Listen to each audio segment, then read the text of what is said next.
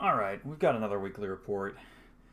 Raheem Mostert, your weekly high scorer. Surprisingly, he's been kind of a stud this season. But yeah, let's get into this. We know the obvious. I'm out of here. Gone. 13th place. Just, I flew too close to the sun. And I died with a bunch of fab. So that trend continues. Obviously, I'm bummed about it, but going to try to keep the spirits high because I think I'm still excited to see how the rest of this plays out. Now, I think me and Hugh, actually, side note, apparently his name is pronounced Huff, and I didn't know that. It's not Hugh. So me and Huff were the only two people that had done a Guillotine League before this year, and we're both out in the first, third of the year. So clearly, what do we know? I think there's also a lot of luck involved. That's not to deter from the fact that I probably made some bad moves and decisions, and I paid for it. But we'll get into that when we get to my slide. Obviously, I'm gone. Now looking at the top 25%, the elite of week 6, we've got Jack, Joey, and Jake, all the J's. They average 122. If you guys notice, that is way down from the average of the top 25%. Last week, 18% down. It's kind of gone down these past couple weeks, which is surprising. I mean, I know we've had bye weeks starting, but this past week wasn't that many byes. It was the Packers and the Steelers, so I think it was just an all-around low-scoring week across the league. But Jack takes the cake. It's first time showing up on this slide. Now the bottom 25%, ice cold of week 6. I would love to see myself on the slide as opposed to on the eliminated slide, but fortunately that's not the case. Saunders once again getting the trash can, and then Johnny and Tom joining him on this bottom 25% slide. I think we only have 1 or 2 more weeks of the bottom and top 25% being 3 people, and then it's going to become 2 people. So you basically you'll have 1 star, 1 fire, 1 trash can, 1 ice cube. Yeah, just a little side note on that. Average score here of 78. That is down. I think this is the second lowest since week 1. Average score of the bottom 25%. So that's pretty wild. Really low scoring week. And to kind of visualize that here, I thought this would be cool to look at. Gray line is your average of the bottom 25%. Your orange line is the average of the top 25%. And your blue line is just your league overall average. So week 1, obviously everything was very low. But if you look just week 2 and on, it's like a flat line. And then you have this week where Ben had 200, so that pulls that up. Who was this? This would have been Huff. Yeah, Huff getting eliminated. So, and this is this week. So, lowest besides week 1 and 4. This is a low week. You would think everything would just keep going up, but that's just not the case. The average across the league has stayed a flat line weeks 2 through 5. So, yeah, I think that's pretty interesting to see. First time the average has dipped below 100 since week 1. So, I'll probably keep this going. It's kind of a cool thing to look at, I think. But now, looking towards tonight, Thursday Night Football. I've got an interesting game here. Saints-Jags. Saints are favored for some reason, -2.5, and I'm guessing that has to do with Trevor Lawrence's injury. All I know is that he's questionable. I don't know if it's actually likely that he doesn't play, but some big names tonight. You got Ridley, Kirk, Etienne, and Lawrence on the Jags. Also, you could say Evan Ingram. And then you got Kamara, Olave, Michael Thomas on the Saints. I don't think anyone's going to be starting Derek Carr, but yeah. If Trevor Lawrence plays, I'm taking the Jags, but otherwise, I guess that's why the Saints are favored here. And then Monday night, this should be a huge one. I mean, last week we had a huge one. Chargers, Cowboys, those are both good teams with lots of fantasy players. Ended up being a very decisive game. So likely we'll have that happen again here. You got Kittle, Debo, Samuel, Ayuk, Purdy, Christian McCaffrey. I don't know why I didn't put his name down, but he's questionable. We got a couple questionables, I believe. Debo as well. Vikings, they've got Hawk, Cousins, Madison, Addison. KJ might be a start this week. So, yeah. Should be a good game. I mean, the Vikings will probably get trashed, but if the injuries to San Francisco hold up and, say, McCaffrey and Debo don't play, then I think they stand a chance. Yeah. Excited for that one. Now the rankings after week 6. it's really funny to see Mark is still in 7th. He was in 1st after last week, even after getting eliminated, and now he's only dropped to 7th. I predicted that. Like, there's no way everyone was going to pass him, but 7th is higher than I expected, but that's because, like, we saw a very low-scoring week this past week. You see Ryan down here below me, that's hard to do. I mean, I pulled up a little bit last week because I had a hot week, and obviously right back down to the bottom. Ryan's 3 points below me. Basically, everyone's moved up just because of me falling down and Basali. Like, all these people moving up 1 is just because Basali fell down below all of them because he didn't have any players scoring. But Jack pulling up here into 5th, up from 12. The middle has stayed pretty consistent here. Is there any chance? No, everyone will pass Mark by this week, unless Ryan scores 42. So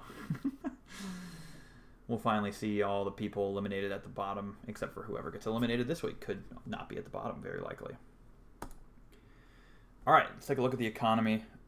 Big thing to note is that there's only 415 left in circulation. To think we started the season with 18 teams having 100. And now we're at 415, and we're not even a third of the way. We're about, I guess, a third of the way through the season. No, we're exactly a third of the way through the season. So, yeah, people have spent very fast, and people have died with lots of fab, as we've seen that trend every single week. A top 3 fab players been eliminated. But right now we've got Tom sitting at the top of the waivers. He spent 30 this week, and he still is sitting at the top with 60. Your average market share in the league is 8.33%, which is about 35 fab. So you can see if you're above or below that. JC, Ryan, Potter still have plenty of fab. Johnny and Ben right at 42. Mitchell 41, all pretty much the same. And then you've got Cooper at 0. Saunders moved up out of 0 because he traded away Walker but spent a little bit. So he's now not at 0, which helps. Jack's still pretty low, but his team's good, as we've seen. He was just the highest scorer. Jake, Joey, 2 other pretty decent teams that just don't have a lot of fab, but, it is what it is. Got to be smart with your fab from here on out, I think. It gets more and more important how you spend it. All right. Got to show the trend. We already know. Here I am getting eliminated as a top 3 fab person with 75. Very well could have been Johnny as well. That's another top player. The next most likely was Saunders, who had 0. I think for the sake of the league, everyone's happy he didn't get eliminated because you'd rather a guy with 0 fab stick around because they're not a threat to steal players from you. So yeah, I guess you guys are happy I got eliminated. I would argue I had a better team than Johnny, so another reason you guys probably are happier than I got eliminated because I dropped a lot of good players to waivers. No offense, Johnny. But I think on paper I had a better team. But it doesn't matter. It just doesn't matter. Like, I lost, so it is what it is. Now, if we're looking to continue this trend, Tom, JC, Ryan better look out because the fab Grim Reaper is coming for you. But I think more realistically, if I had to take my guess, I think this is the first week we'll see a not top 3 fab team get eliminated. I think these 3 teams are pretty safe this week, if you ask me.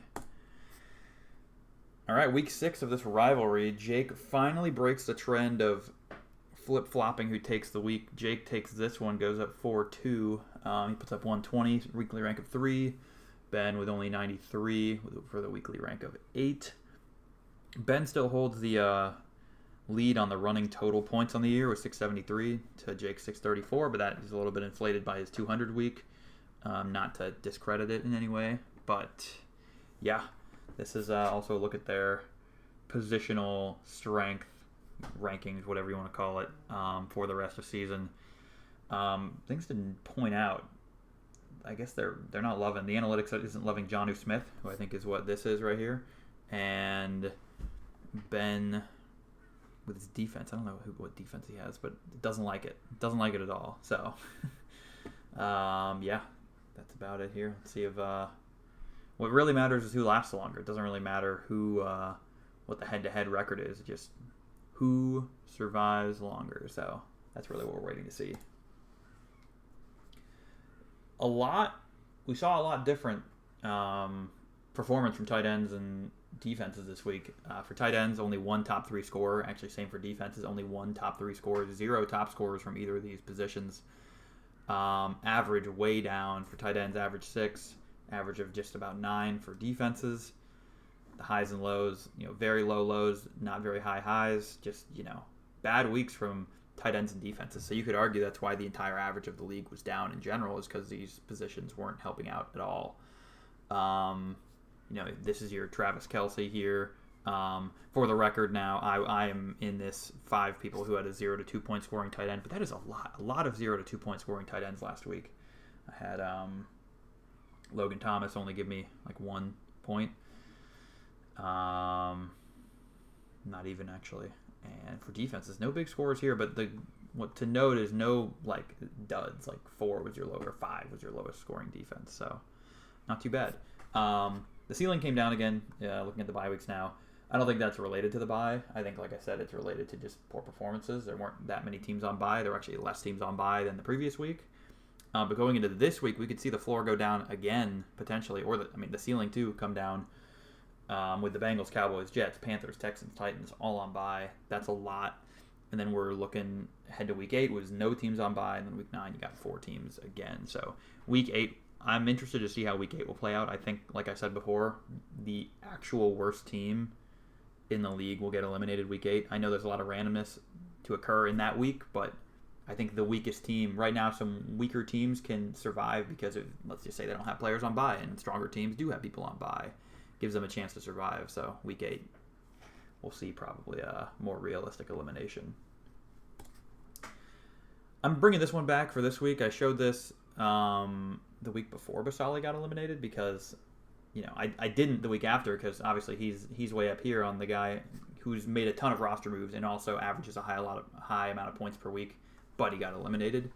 But I guess getting eliminated isn't the point of this scatter plot. It's just to see if there's a trend between you scoring more and making roster moves, or if making more roster moves improves your scoring.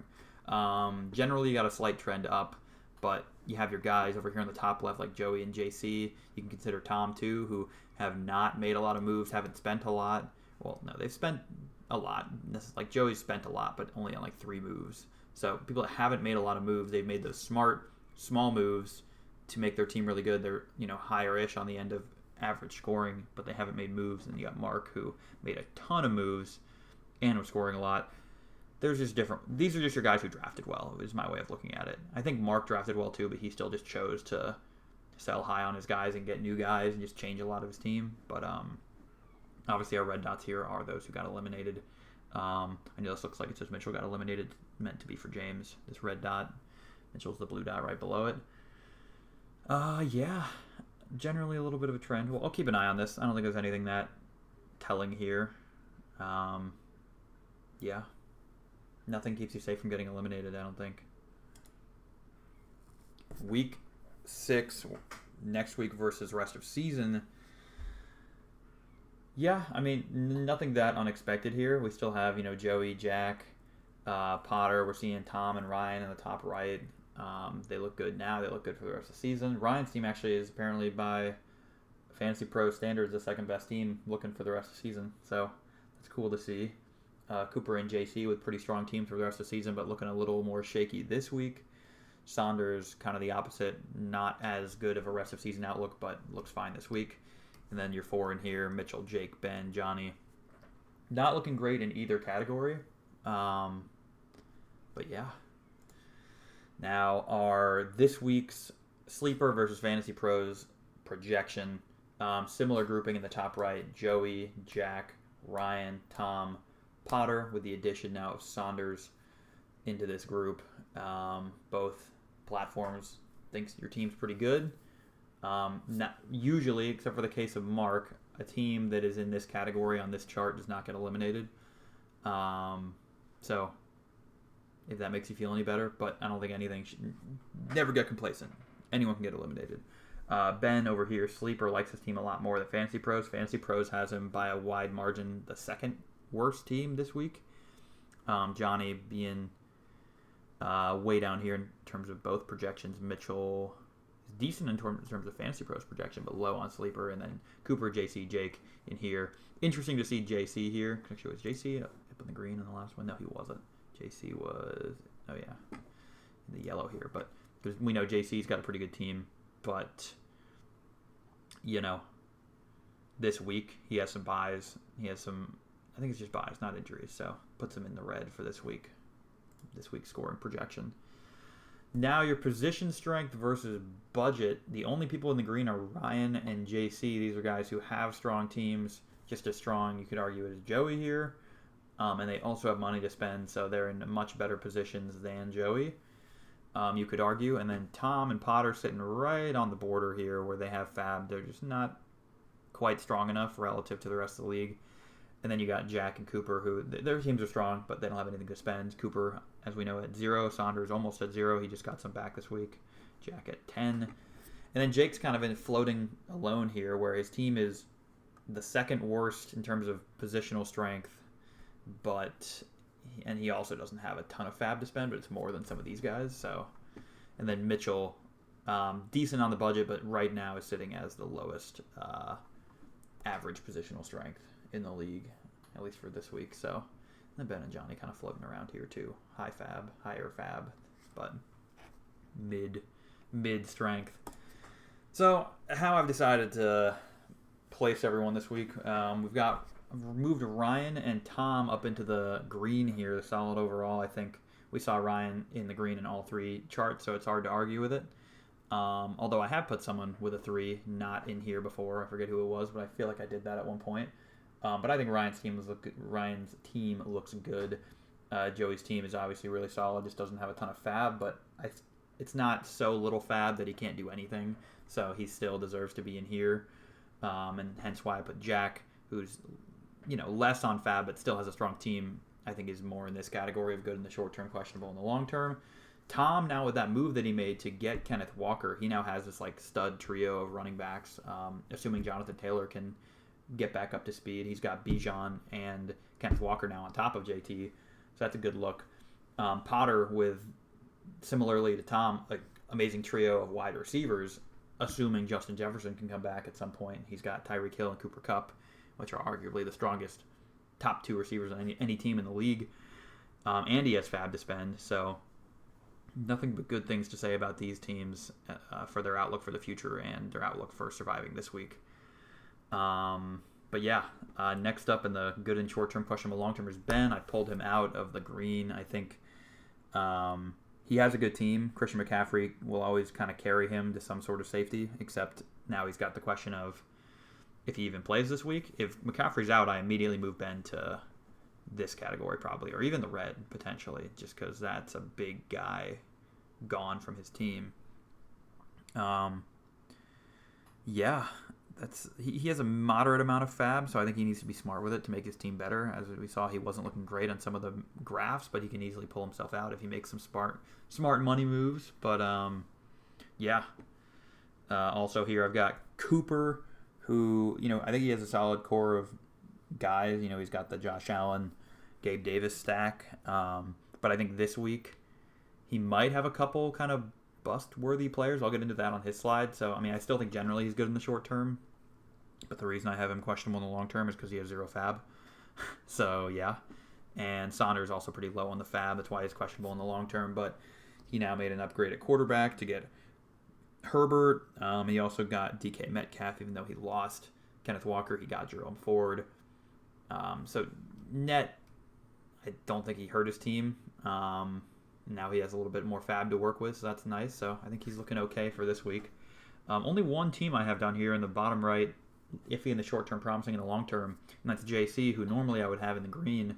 It's just this week with the buys he has of Jamar Chase, CeeDee Lamb, who he just acquired, and Chuba Hubbard, who is kind of pretty startable with Miles Sanders out / not really getting a lot of work. So I think this week it puts him in a little bit of a dangerous spot. Probably the most vulnerable he'll be all season. But he has fab to spend, so he should be fine as long as he makes it past this week. And now into our danger zone. Starting with Jake, I have him above these two. I think you could make a case he is not in the danger zone, but I feel like I didn't want to just have the same two people in the danger zone. I'm pulling in who I think is the next most likely candidate to be in this. I mean, first off, he's in the red in all three charts, which doesn't necessarily mean anything, but he has some solid pieces. He has no one on bye this week, interestingly enough. No one significant, but I think he has some tougher matchups this week with some potential bust players. That's kind of what I look at in terms of sneaky people that could get eliminated, even though you don't think they will, is just people who have players that, with their matchup or whatever it may be, have a potential to bust. He also doesn't have a ton of fab to make his team better, but, he's beating Ben in the head-to-head matchup, so the fact that he's down here and Ben's up here, what does it matter? But I guess their head-to-head matchup is all in the past, and now I'm looking at right now and going forward. So that's where I have everyone. So there it is. Now getting into each team, and if you guys are bored by this segment, I mean, I don't know, you probably only care to hear about your own team, but I will say stick around to the very end because I have some hot takes / predictions that I'm going to start making every week because I'm out, and I can openly, freely talk about my opinions. I don't have to hold anything back anymore. So not that I feel like I was pretty open about my opinions about strategy and whatnot, but anyway, stick around. I got some hot takes at the end. Starting with Jack's team. Gets his first accolade, gets a star. He's just been floating around the middle of the league this entire time. No ice cubes, no flames, nothing until now, week 6. Amon Ra leading the way. Drake London, who we got in a trade last week. Travis Kelce, always going to be a good play for him. He makes some small acquisitions. None of them cost him any money, so he still has 10 fab. And likely some of these will go into his starting lineup. Geno Smith is new at quarterback, I believe, right? And let's see, Jaleel might be starting in his flex and gets Najee in the trade. Garrett Wilson, but he's on bye. Elijah Mitchell, I believe, is who this is in case CMC doesn't play. Could get some work in. And some decent moves here. Nothing wrong with these moves, I think. So Jack's looking good. Just not a lot of fab. Joey, as we know, kind of a powerhouse team.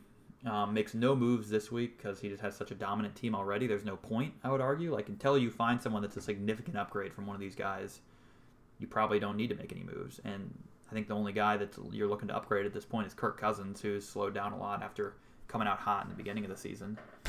But yeah, this team's pretty stacked. I think obviously his other potential guy that he could upgrade from is Marquise Brown, but he seems to get double-digit points every week, so maybe not. But yeah, Joey's looking good. Joey's team's solid. Jake coming in back-to-back top 25% appearances, gets another flame.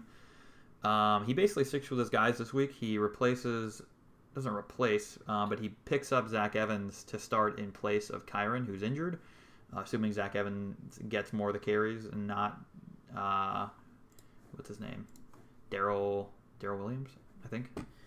Forget the last name. Don't have space to put everyone's full names in, but Daryl Henderson. Daryl Henderson. There we go. So yeah, I think he's going to start Zach Evans probably here in a second flex, but he's got some decent receivers. The analytics doesn't love Jonnu Smith. I like Jonnu Smith. I think he's been good. The running backs are just a little shaky, but when Kyron's back, he should be fine. Mahomes is always going to give him a solid amount of points. I think he's been in his top 25 or top 3 scorers almost every week.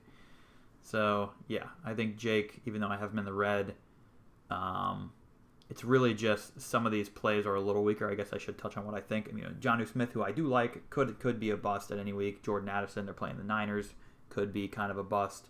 Who knows if Zach Evans doesn't end up getting a majority of the carries? He probably does, but it's just these little things. We got to get more nitpicky with these things now at this point. Early in the season, you can kind of start whoever, but everyone's teams are a lot stronger now, so little things like that can really matter.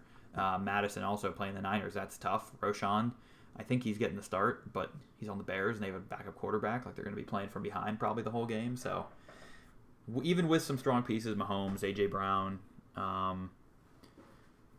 Lockett, I like. I still think there's a chance that things could go wrong this week, is my kind of hot take. Cooper's team, coming in 4th. He has not gotten a top 25% accolade yet, although he's been close multiple times, at least 2 or 3 times. He has no fab, so he makes no acquisitions, not even any zero fab acquisitions. He's got a solid enough core to probably feel safe for this week. He has Derrick Henry on bye, which will hurt him, but Josh Jacobs and Ramondre are solid enough. Keenan Allen, DJ Moore are nice. Goddard, decent. He didn't have a defense by the time that I put this in, so he'll probably obviously add one in. But my take here, I have another team. This is another team I have a take on that I think has some potential busts this week.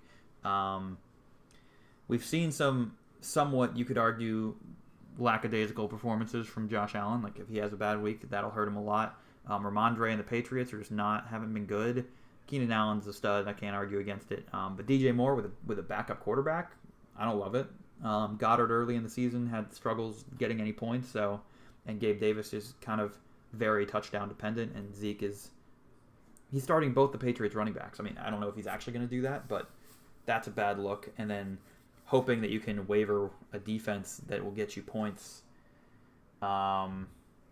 You probably can, but I was looking around. There's not that many great options, so he has to make a pretty smart choice there to not hurt himself. And as we've seen, if you have bad tight end and defense play, it can really hurt your team. So this is another kind of one of my hot takes of team to watch out for this week. JC, we know his team's good.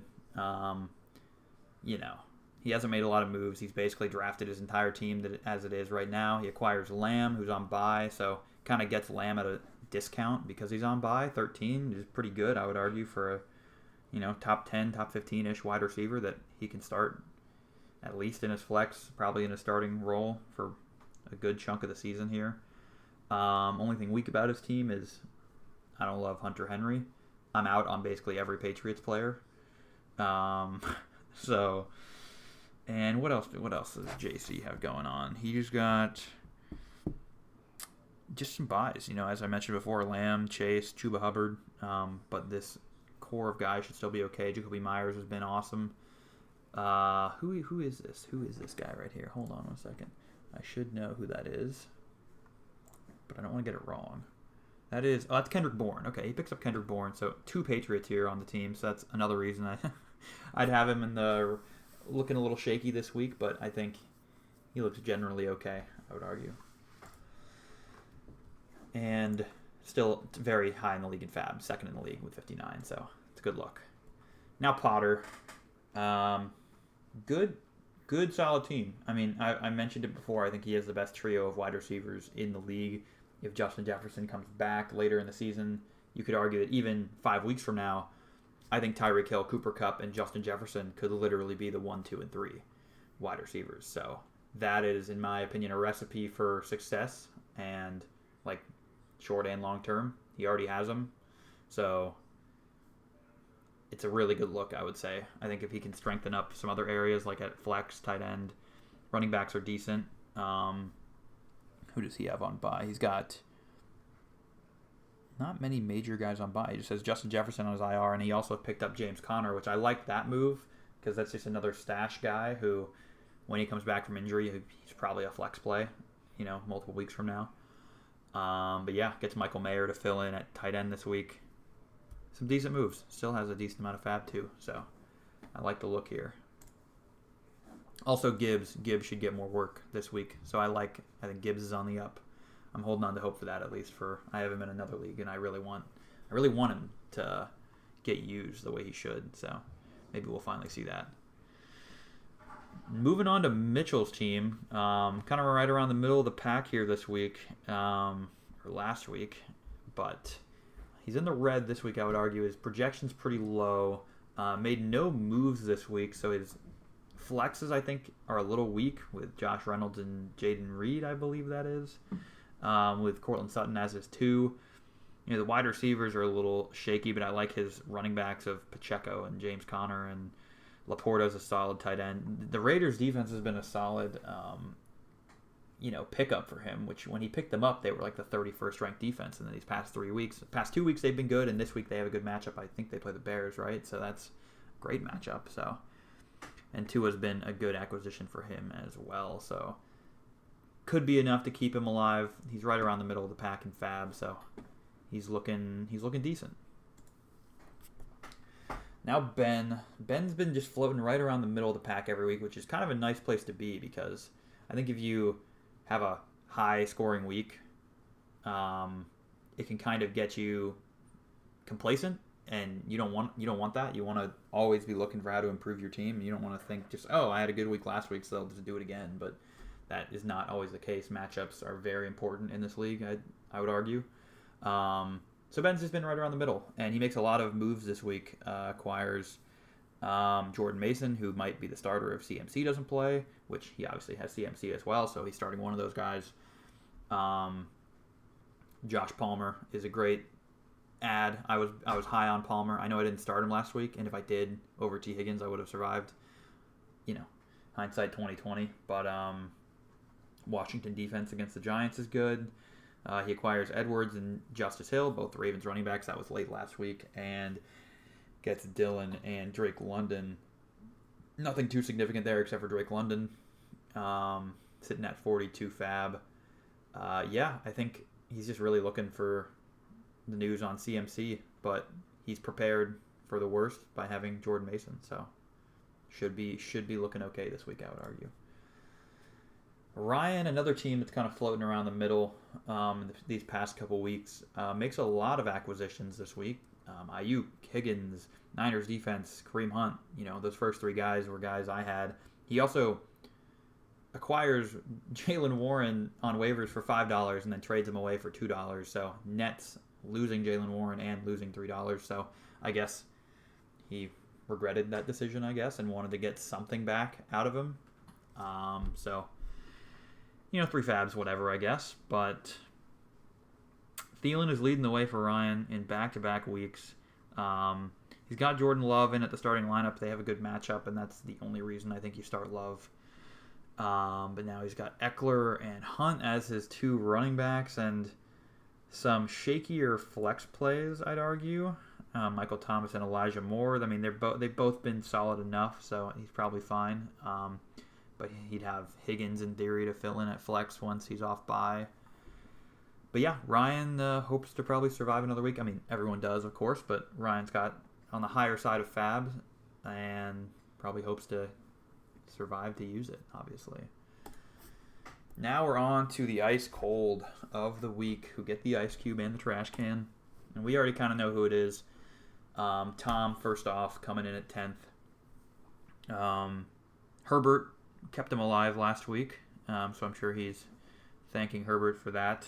Although he was probably the most safe of the four teams on the block going into Monday. But no huge scores for him. This is our only top 3 scoring defense of the week, so that helped him. That, along with Herbert, definitely helped him stay alive. No huge scores for him. Like I said before, he acquired Kenneth Walker for 30 fab, not straight up, but in a trade where he also got Pickens and Stroud and got rid of Herbert and Jerome Ford. So he now has a stud trio of running backs. He's got the best RB1, the best RB2 for this week, and probably for most weeks they're top 3. And then Jonathan Taylor in his flex is great. I think he's only going to keep getting more work. I mean, they didn't pay him for nothing. It's been a slow start since he's come back, but like I said, they're not paying him for nothing. They're going to use him. And now he plugs George Pickens right into his lineup, so improves at wide receiver. And I believe this is Dobbs or Romeo in the flex. Good looking team. Besides Russell Wilson, I'm liking this team now. Tom is kind of floating around the danger zone for a little bit. And he's had the fab, and he finally spends a big chunk to make a big move, and I like seeing that. I think his team is now looking good. Like you saw, I put him in the green, so good looks from Tom. Johnny coming in at 3rd to last in 11th, survives because of Dak. I'm mad at Dak because he killed me basically, so that's why he gets this mean, stupid gif of him being an idiot. Of course, Dak has to have his best fantasy outing of the year and his only rushing touchdown of the year and all that. Unfortunate for me. Obviously, I'm salty about that a little bit. I don't like Dak, and to have him be the one to eliminate me hurts. But His only other double-digit score last week was Curtis Samuel, and then he had Michael Wilson getting him 8. So just not a strong week, but it was enough to survive. I had an even worse week. He makes a lot of acquisitions, most importantly, Brees, who's on bye. So he spends 30 plus on Brees, and I'm sure, like Ryan, hopes to survive another week so that one, he can use his fab and use his guy he just acquired, Brees. Fields as a play for the future, I guess. Hoping he comes back from injury and could be a starter when he does. Also gets Wandale, KJ Osborne, and Deshaun Watson for all pretty cheap. I like KJ. I liked him last week, hence why I started him. But except for the fact that they're playing the Niners, I think he's a good play. You see Johnny doesn't have any like super studs, no green here, but enough mid-tier guys to probably keep him alive. But I do think Johnny is at risk again this week of getting eliminated because his biggest acquisition is someone who isn't playing this week, so that hurts. But Jaylen Warren could be a flex play. It doesn't show him here on this chart, but he may end up starting Jaylen Warren, who I think is a good flex play. I love Jaylen Warren on my team. I was high on him as a great, like probably one of the best floor plays in the league. Of like, you will not get less than 6 points from him, but you could also, if he gets a touchdown one week, now all of a sudden he's scoring double digits, but he's scoring high single digits every week, basically, which is, we're reaching the point where maybe that doesn't matter as much, but early in the year it mattered a lot. All right, getting his third trash can is Saunders here. Big week from Kenneth Walker. Not actually that big, but big enough to keep him alive. But he trades him away, as we know, to get a bunch of other pieces. He gets Justin Herbert, so arguably an upgrade from C.J. Stroud, and then Jerome Ford, who is serviceable in place of Walker.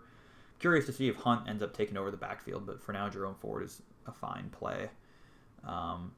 So now Saunders is a little weaker at running back, with his top two guys being Brian Robinson and Jerome Ford. It's good enough, I think, but couple weeks from now, it's not, I would argue. But he's got a good core of wide receivers. He uses some of that fab he got in the trade to get DK Metcalf.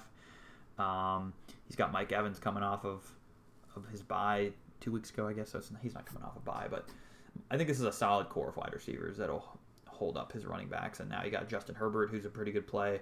Pitts is always a risky play, but we'll see. He scored his first touchdown of the year last week, so maybe he's on the up finally. But now he has some fab to work with too, so 7 fab is better than 0 fab going into next week. And now one last look at me. I think the way I'd put it is my luck finally ran out. Ultimately, my draft was not good enough to sustain survival. I was kind of scrambling every week, making moves to, moderately improve my team every week just to stay enough to not survive or not get eliminated. So to give more insight on my strategy, and I think there's some other teams out there trying this strategy. Like I see Ryan kind of doing it, and it's paid off for him now that he's sitting, as we saw, all 3 greens in the charts. So his team's looking good now. But he and I were pretty similar in our strategy of hold on to fab. It doesn't matter if your team on paper looks kind of bad. It's just you just need to make enough smart decisions to keep yourself alive. It doesn't matter. Like it doesn't matter how many ice cubes I get as long as I'm not dead. And I was really close. I think if I made it one more week, I was there. I know I was going to have some buys this week, but I think I would have been in an okay spot. And frankly, I almost put myself in the green last week, and I'm really glad I didn't because I'd look like a really big idiot. Because I thought I made major improvements to my team, acquiring like CD and DK and Ayuk and KJ Osborne and all these guys, and it just didn't work out. I mean, I played an injured T. Higgins. Injuries hurt me with Justin Fields, so it's just the way the cookie crumbles. And the Niners D, I love the Niners D going into the week against a backup Browns quarterback, but it is what it is. And now I'm gone, and I get to just watch from the outside and give my input and opinions. So yeah, that's it. That's it for me. Died with 75 fab. Now, like I said, I'm going to give some hot takes to end the video. I wanted to have a better way of ending the video, and I think now that I'm out, especially, it's fine for me to make some hot takes. My hot takes being my prediction to win the entire thing and my prediction for who will get eliminated this week. Ideally, I don't want to be like flip-flopping every week. Like my take here. I kind of want to stick to it on who I think will win the league, although it could change if things drastically change within the league and whatnot. But anyway, here we go. First off, with who I think is going to win the league. I think we got Potter winning the league. I got him winning the whole thing. If you asked me 3 weeks ago, I didn't think that. But now Cooper Kupp's back. He gets Justin Jefferson for the future. He's just got a solid-looking team. And he has Fab. So I think that is... He also got Gibbs, who I think Gibbs' stock is going up. And Kamara ended up being a good draft pick because you had to wait for him, obviously, to come back from suspension, but now he's here. I think it's looking good. Everything's looking up for Potter here, and he is my take for who to win. Who will win the whole thing. And now I have an honorable mention. I think Tom, similarly to Potter, has acquired an elite trio of an important skill position. Potter with the trio of wide receivers, Tom with the trio of running backs, Bijan, Kenneth Walker, JT. Those are guys you can ride till the very end, basically. I think those are 3 top 10 at least. Could all be top 5 by the end of the season. Like, no joke. I know maybe it sounds crazy now, but Jonathan Taylor could become a top 5 running back by the end of the season. We'll see. I think they're both having those really, really strong skill positions that you will play every single week. You'll start them every single week, and you don't need to upgrade. It's nice to have, and they both have them this early in the season. So I like seeing that.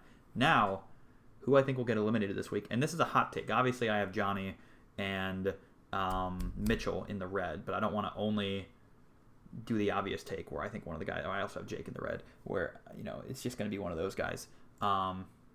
I will say though, I think Johnny's getting eliminated this week, and that's not just because I'm salty. He, got me eliminated last week, but I think he acquired Brees, which I like. So if Johnny survives this week, I think he's back into like right around the middle of the pack. I think he's fine. He still has Fab to work with too. So, but this week is looking a little sketchy for him, and he is my hot take for who to get eliminated. I guess it's not that hot of a take if he's in the red, but I guess putting him in the red is also my opinion. But honorable mention, I think Cooper could also get eliminated this week. I talked about his team having some potential busts this week just based off matchups. He has Derrick Henry on bye, and that's it. The rest of his team is solid, but he has no Fab, which doesn't matter for this week. I'm talking about his performance this week. I think he could. I think he could get eliminated. That's more of a hot take than Johnny, but it's my take. It was between him and Jake I was talking about earlier. He and Jake, I both kind of went in on both their teams, and the fact that I think they could have some busts this week. So I guess second honorable mention is Jake, but yeah, those are my takes. I want to try to. It'd be fun if I could predict something right, so might as well. Maybe get some of you guys a little scared if you agree with my takes here. But yeah, nothing is predictable in this league, I'll tell you that. So I'm trying. As much as I'm trying to make something predictable and be able to predict something, nope, never getting anything right. So we'll see. Best of luck to you all this week. Never feel safe, and we'll see who gets eliminated.